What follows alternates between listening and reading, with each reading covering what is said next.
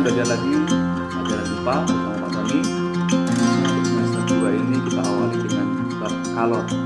Silakan dipelajari baik-baik, simak video hari ini, dan semoga apa yang kita pelajari hari ini dapat berguna untuk kalian. Oke? Kesempatan kali ini kita akan membahas berkaitan dengan bab kalor. Untuk memahami pengertian kalor, mungkin kalian dapat mengingatkan bahwa kalor itu adalah hal yang ada di sekitar kita. Setiap saat kita pasti berhubungan dengan yang namanya kalor. Apa itu kalor? Kalor disebut juga dengan energi panas. Kalor dapat berpindah melalui 3 cara, yaitu konduksi, konveksi, dan radiasi. Nah, ini perpindahan kalor. Kita lihat yang pertama, konduksi, yaitu perpindahan energi panas tanpa diikuti perpindahan zat perantaranya. Kita lihat di gambar ini ada contoh seseorang sedang memasak air di atas bara api ini ya. Nah, konduksinya yang mana? Nah, konduksi kita lihat fokus pada pancinya. Nah, ini pancinya ini biasanya terbuat dari logam, entah besi ataupun baja ataupun aluminium. Nah, konduksi ini merupakan perpindahan panas yang merupakan perpindahan perpindahan melalui zat perantara, tapi tidak diikuti perpindahan partikel-partikel zat perantaranya. Jadi besi atau logam ini adalah zat partikel perantara yang mengantarkan panas dari api bawah ini ke air. Jadi panas yang dipindahkan secara konduksi ini dipengaruhi oleh bahan zat perantaranya. Ada zat perantara yang bersifat konduktor atau mudah mengantarkan panas, yaitu misalkan ini besi, aluminium, dan baja ya, tadi sudah Pak Tony bilang tadi. Kemudian ada pula zat perantara yang bersifat isolator atau sukar mengantarkan panas seperti kayu, karet, dan kain. Nah, seperti ini pada pegangan panci biasanya terbuat dari plastik ya. Nah, plastik ini bisa disebut dengan konduktor, tapi bukan konduktor yang baik, atau disebut juga dengan isolator. Kemudian yang kedua, konveksi, perpindahan energi panas yang diikuti perpindahan zat perantaranya. Tadi fokus ke pancinya, sekarang kita fokus ke airnya. Air ini ada dalam panci. Bagian bawahnya ini berisikan air yang terkena panas dari bara api ini. Ketika kena panas, maka air yang ada di dasar permukaan panci ini akan mencari suhu yang lebih rendah. Kenapa? Karena suhunya yang di bawah ini tinggi. Nah, kalau tinggi dia harus mencari suhu yang rendah. Ibaratnya kalau kita kena api itu kita kepanasan, kita cari tempat yang lebih dingin atau yang suhunya rendah. Nah, sama seperti air dalam panci ini, air akan naik ke atas atau ke permukaan sehingga terkena suhu yang lebih rendah atau lebih dingin. Tapi karena yang bawah naik, maka yang atas akan turun sehingga berputarlah yang disebut dengan istilah mendidih itu ya. Kalau air dipanaskan mendidih ya, muter atau muncul gelembung-gelembung. Nah, itu bukti bahwa air itu bergerak dari bawah ke atas, dari atas ke bawah, seperti itu. Berikutnya adalah radiasi, yaitu perpindahan energi panas tanpa melalui zat perantara. Maksudnya gimana? Kita fokus ke api ini ya. Api ini bisa mengenai panci, tapi tidak disambungkan oleh benda apapun. Entah ada logam atau ada kawat atau ada benang, tidak ada di sini. Jadi api ini bisa panasnya pindah tanpa melalui perantara. Jadi dia memancarkan energi panasnya atau radiasi terhadap benda-benda di sekitarnya, sehingga kita sebut dengan radiasi. Nah, inilah 3 cara perpindahan energi panas atau kalor.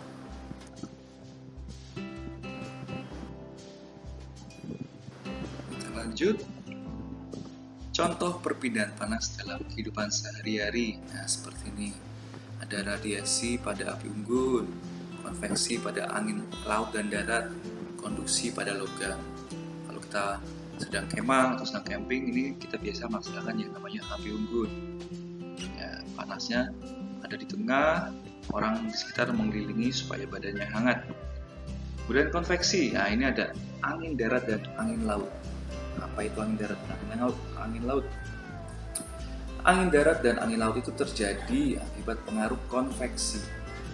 Angin darat ialah angin yang bertiup dari darat menuju ke laut.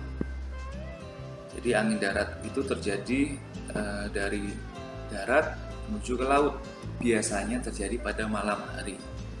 Nah, angin darat terjadi karena udara di darat itu lebih cepat dingin daripada udara di laut, sehingga udara yang berada di atas laut akan naik dan udara dari darat akan menggantikan posisi udara yang naik tadi. Angin darat biasanya juga dimanfaatkan oleh nelayan. Kenapa? Karena nelayan itu memanfaatkan angin darat untuk pergi mencari ikan di laut. Jadi layarnya dikembangkan, kemudian terkena angin darat sehingga dia bisa meluncur ke arah laut. Kemudian angin laut, yaitu angin yang bertiup dari laut ke darat. Jadi kebalikannya angin darat. Angin laut biasanya terjadi pada siang hari. Angin laut terjadi itu karena pada siang hari daratan itu lebih panas atau lebih cepat panas daripada lautan. Karena kan daratan itu kena panas matahari, benda-benda pada umumnya adalah benda-benda padat sehingga mudah sekali panas. Dan udara akan naik. Kemudian udara yang naik tadi sampailah ke laut. Udara di laut akan mengalir ke darat untuk menggantikan tempat udara yang naik tadi. Maka angin laut itu dimanfaatkan oleh nelayan untuk pulang ke daratan setelah mencari ikan tadi. Jadi berangkatnya malam, pulangnya pagi atau siang. Memanfaatkan angin darat untuk berangkat, pulangnya memanfaatkan angin laut, seperti itu. Kemudian ini konduksi pada logam. Ini orang sedang ngelas ya. Jadi besinya dipanasi, maka nanti besi itu kan mudah memuai dan mudah dibentuk. Seperti ini. Berikutnya adalah perubahan wujud benda. Perubahan wujud benda itu ada terjadi pada 3 wujud benda, yaitu benda padat, cair, dan gas.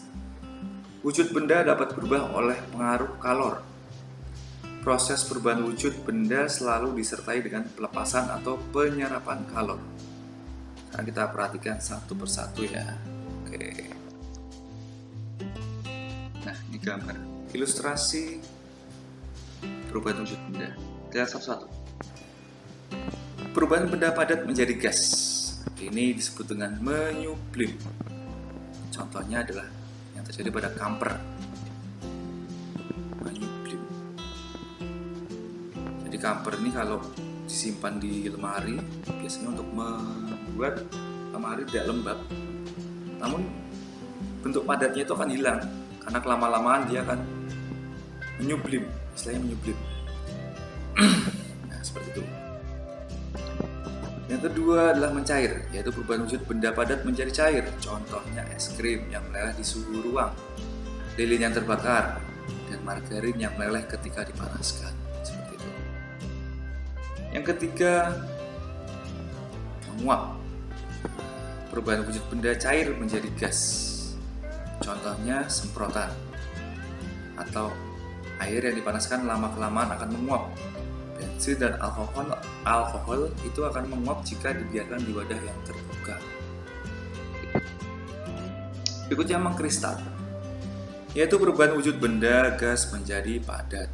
Contohnya adalah peristiwa berubahnya uap air menjadi salju. Atau kalau di kulkas bagian freezer tuh suka nempel di dinding-dindingnya freezer itu ada es, itu yang disebut dengan bunga es. Itu terjadi akibat perubahan benda gas menjadi padat. Udara dalam ruangan freezer itu menjadi padat. Kita sebut dengan bunga es atau kristal. Kemudian membeku, yaitu perubahan wujud benda cair menjadi padat. Contohnya air menjadi es di dalam freezer dan larutan agar-agar yang mengeras. Ini mudah ya. Kemudian mengembun, yaitu perubahan wujud benda gas menjadi cair. Contohnya adalah terbentuknya embun dan titik-titik air pada dinding kelas yang berisi air dingin. Seperti ini contohnya. Itulah beberapa contoh perubahan wujud benda.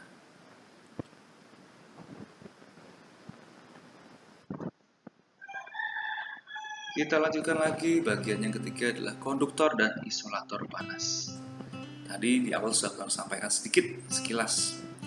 Yang pertama, benda-benda yang dapat mengantarkan panas itu disebut dengan konduktor. Ada kaca, aluminium, besi, dan sebagainya. Sedangkan benda-benda yang tidak dapat menghantarkan panas dengan baik itu disebutkan isolator. Karet pada ban, terus kayu, plastik, kain, dan sebagainya itu. Jadi contoh-contohnya konduktor dan isolator panas seperti ini. Kita lanjut. Nah, penggunaan konduktor dan isolator dalam kehidupan sehari-hari.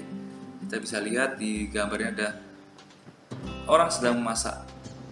Entah itu sayur atau air seperti tadi itu atau apa. Kita fokus ke bagian-bagiannya yang ada pada gambar. Yang pertama adalah spatula. Nah, ini pegangan pengaduk. Biasanya terbuat dari kayu untuk menghindari panas. Kalau dari logam nanti kita bisa kepanasan. Maka yang dibuat dari logam adalah pancinya yang berfungsi mengantarkan panas dengan baik. Pemilihan benda dalam kehidupan sehari-hari juga perlu kita ketahui. Maka tahukah kamu bagian-bagian konduktor dan isolator panas yang digunakan oleh benda-benda berikut? Kita lihat ada setrikaan dan penggorengan.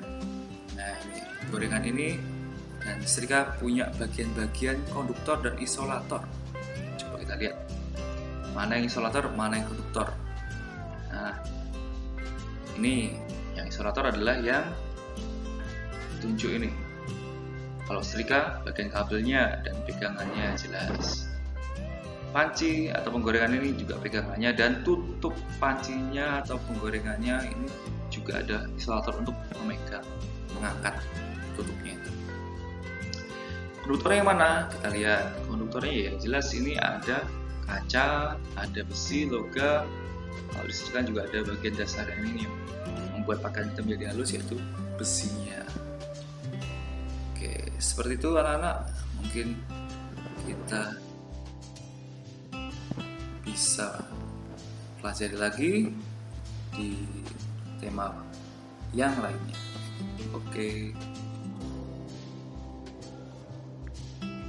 Oke, terima kasih. Bagaimana pelajarannya hari ini? Semoga apa yang tadi kita sudah bahas bersama, kita diskusikan bersama dan pelajari bersama selama beberapa minggu ini, juga melalui video ini dapat kalian gunakan untuk belajar kalian, khususnya mata pelajaran IPA. Kita bertemu lagi pada video berikutnya di bab yang lain. Sukses selalu, Tuhan memberkati.